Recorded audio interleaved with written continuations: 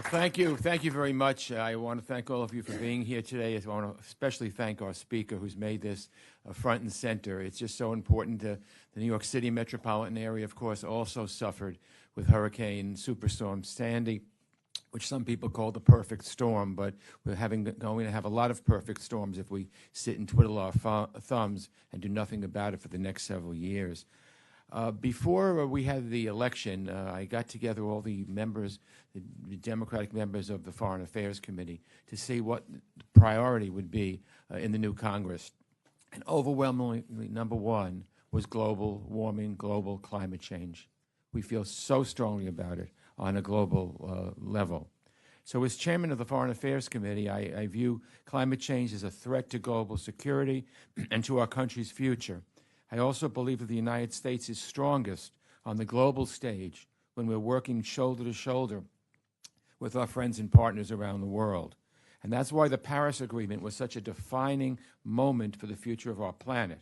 The countries of the world came together to face this global crisis, and at times like these, the world usually looks to the United States for leadership.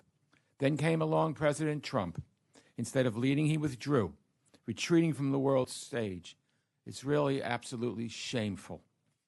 We're already seeing the consequences of inaction, natural disasters, famines, instability, human suffering. So addressing climate change is a critical foreign policy priority, and it's up to Congress to lead. And we will lead. That's why next week we'll be holding a hearing on the dangers of climate change to our national security in the Foreign Affairs Committee. And today's legislation sends a message loud and clear to the President and the entire world: we aren't backing down. The Climate and Action Now Act keeps the United States in the Paris Climate Accord, renewing our country's pledge to address climate change head on. It's not just smart policy, it's a moral obligation to our children and our grandchildren and generations to come.